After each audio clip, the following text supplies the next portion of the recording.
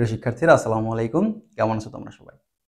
আজকে আমি হিসাব বিজ্ঞান দ্বিতীয় পত্রের তোমাদের যে ষষ্ঠ অধ্যায় আছে অর্থাৎ আর্থিক বিবরণী বিশ্লেষণ, সেই অধ্যায়ের খুবই গুরুত্বপূর্ণ তিনটে সূত্র নিয়ে আলোচনা করব, যেখান থেকে পরীক্ষায় প্রশ্ন আসেই, মিস নেই। ঠিক আছে? তো এগুলো কি দেখো।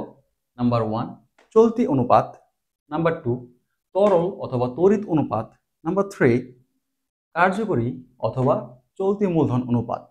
কিভাবে আমাদের এই তিনটে অনুপাত নির্ণয় করব তার বিস্তারিত বর্ণনা করব আমরা এই ভিডিওতে। চলো শুরু করা যাক। তো 1 নাম্বার, আমাদের প্রথমে যেটা আসতেছে সেটা হচ্ছে চলতি অনুপাত নির্ণয়। চলতি অনুপাত নির্ণয়ের সূত্রটা কি? সেটা হচ্ছে চলতি সম্পদ ডিভাইডেড বাই চলতি দায়। আমার যে চলতি সম্পদগুলো থাকবে সেই সম্পদগুলোকে যোগ করে যে চলতি দায়গুলো থাকবে সেই দায়ের যোগফল দ্বারা যদি আমি সম্পদটাকে দায় দ্বারা ভাগ দেই, তাহলে আমার যে অনুপাতটা আসবে সেটাই হচ্ছে চলতি অনুপাত। এখন চলতি সম্পদ এবং চলতি দায় আমরা কিভাবে বের করব? দেখো, এটা হচ্ছে আমাদের চলতি সম্পদ নির্ণয়ের যে এন্ট্রিগুলো আসে সেই এন্ট্রিগুলো আমি একটা সবচেয়ে যে কমন এন্ট্রিগুলো আছে সেই এন্ট্রিগুলো এখানে একটা লিস্ট দিয়েছি। দেখো, আমাদের আছে বিনিয়োগের অনাদায়ী সুদ, খুচরা যন্ত্রাংশ, সমাপনী মজুত পণ্য, প্রাপ্য হিসাব, হাতে নগদ, ব্যাংক জমা, প্রাপ্য বিল বা প্রাপ্য নোটস, যে কোনোটা থাকতে পারে, এবং অগ্রিম খরচ সমূহ। প্লাস এখানে আমাদের আরেকটা লিখবা, সেটা হচ্ছে যে কোনো বকেয়া আয়। যদি কোনো আয় বকেয়া থাকে সেই আয়ও কিন্তু আমার চলতি সম্পদের অন্তর্ভুক্ত। এরপরে দেখো চলতি দায়। চলতি দায়ের মধ্যে আমার কোন কোন এন্ট্রিগুলো সাধারণত আসে? দেখো, এখানে আমাদের যে সবচেয়ে বেশি কমন যে এন্ট্রিগুলো আছে সেগুলো আমি উল্লেখ করে দিচ্ছি। চলতি দায় আমাদের দেখো পাওনাদার বা পাওনাদারের আরেক নাম হচ্ছে কি প্রদেয় হিসাব, এর আরো নাম আছে যেমন ক্রয় খতিয়ানের জের। আচ্ছা দেখো, পাওনাদার বা প্রদেয় হিসাব, প্রদেয় বিল বা প্রদেয় নোটস, বকেয়া খরচ সমূহ, অগ্রিম প্রাপ্ত আয় সমূহ। হ্যাঁ, বকেয়া আয় সমূহ যেমন আমাদের জন্য সম্পদ। ঠিক আছে? তেমনি ভাবে অগ্রিম যে কোনো আয় কিন্তু আমাদের জন্য দায়। অনাদায়ী পাওনা সঞ্চিতি, ঋণের বকেয়া সুদ, আয়কর সঞ্চিতি, দেন হচ্ছে প্রস্তাবিত বা ঘোষণাকৃত লভ্যাংশ। যদি তোমার ঘোষণাকৃত লভ্যাংশ থাকে সেটা কিন্তু আমাদের দায়।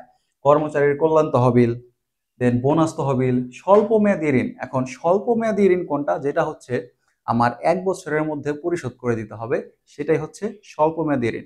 আর যেটা 1 বছরের অধিক সময়, সেটা হচ্ছে আমাদের দীর্ঘমেয়াদী ঋণ। ঠিক আছে? আর এই হচ্ছে আমাদের চলতি সম্পদ এবং চলতি দায়গুলো। এগুলো তুমি যদি একটু নোট করে নাও খাতার মধ্যে, তাহলে ইনশাল্লাহ এর মধ্যে থেকে তুমি পেয়ে যাবে, এর বাইরে আসবে না। আর আমাদের এই চলতি অনুপাতের আদর্শ মান হচ্ছে 2:1, মানে 2:1। ঠিক আছে?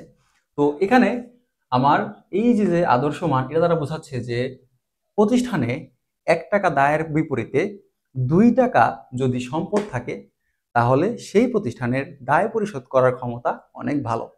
তার মানে প্রতিষ্ঠানের আমার সম্পদের পরিমাণ যত বেশি থাকবে তত দায় পরিশোধ করার ক্ষমতা বেশি। তার মানে প্রতিষ্ঠানটি ভালো অবস্থানে আছে। চলো এর পরবর্তী পার্টে যাওয়া যাক। নাম্বার 2, অনেকগুলো নাম লেখা আছে তাই না?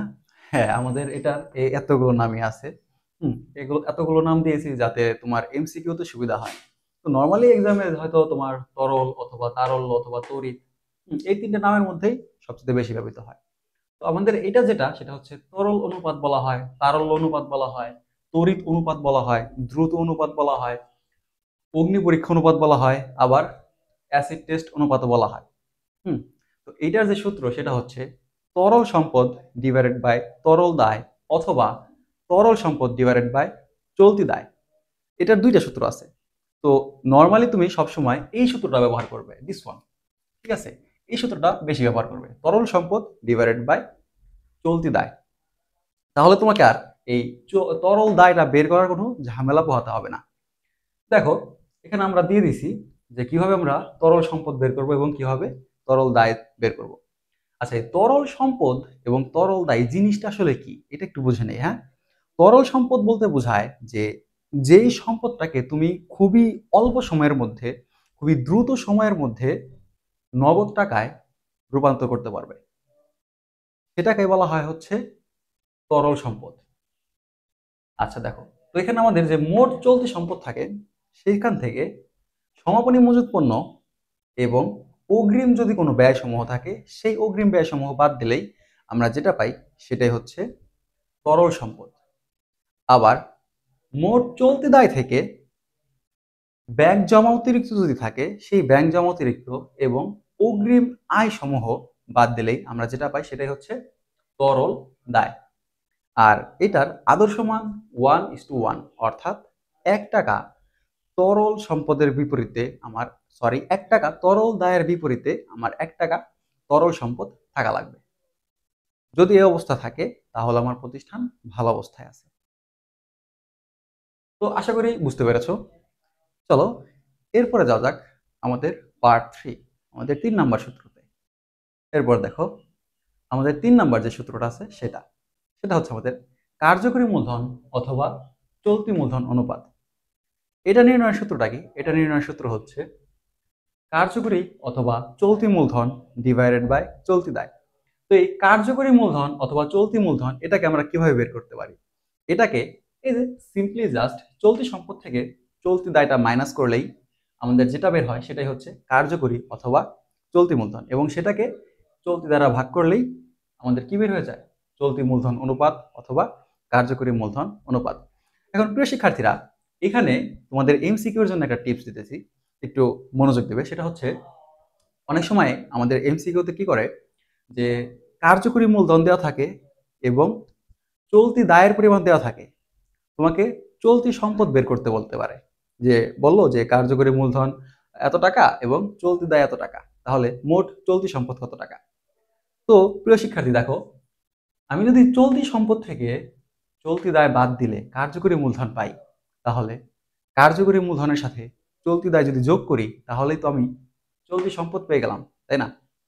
তো এরকম যদি কখনো থাকে তাহলে সবসময় মাথায় রাখবে কার্যকরী মূলধন প্লাস চলতি দায় ইকুয়াল টু মোট চলতি সম্পদ। অ্যান্ড আমাদের এই কার্যকরী মূলধন অথবা চলতি মূলধন অনুপাতের আদর্শ মান হচ্ছে 1:1, অর্থাৎ আমার 1 টাকা চলতি দায়ের বিপরীতে আমার 1 টাকা যদি কার্যকরী মূলধন থাকে অথবা তার আশেপাশে থাকে তাহলে প্রতিষ্ঠান সন্তোষজনক অবস্থায় আছে। এখন যদি তোমার এই কার্যকরী মূলধন চলতি দায়ের থেকে অনেক বেশি থাকে তাহলে বুঝতে হবে যে প্রতিষ্ঠানে প্রচুর পরিমাণে অলস টাকা পড়ে আছে। তো এই ব্যাপারগুলো একটু খেয়াল রাখতে হবে। তো ধন্যবাদ প্রিয় শিক্ষার্থী তোমাকে আমাদের সাথে থাকার জন্য এবং ভিডিওটা সম্পূর্ণ দেখার জন্য। আশা করি এখান থেকে তুমি যা শিখলে অবশ্যই তোমার এক্সামে কাজে লাগবে। অ্যান্ড শুধু সূত্র শিখলেই হবে না, এরপরে প্র্যাকটিস করতে হবে। তোমার বই আছে, টেস্ট পেপার আছে, যাই আছে সেখান থেকে বইটা খুলে প্র্যাকটিস করা শুরু করে দাও, তাহলে দেখবে একদম ফুল ক্লিয়ার হয়ে গেছে। অ্যান্ড আমাদের গ্রিনটাসে হিসাব বিজ্ঞানের নিউ ব্যাচ দেওয়া হচ্ছে, তো যদি আগ্রহী থাকো তাহলে যোগাযোগ করতে পারো চাইলে। ধন্যবাদ সকলকে। আসসালামু আলাইকুম।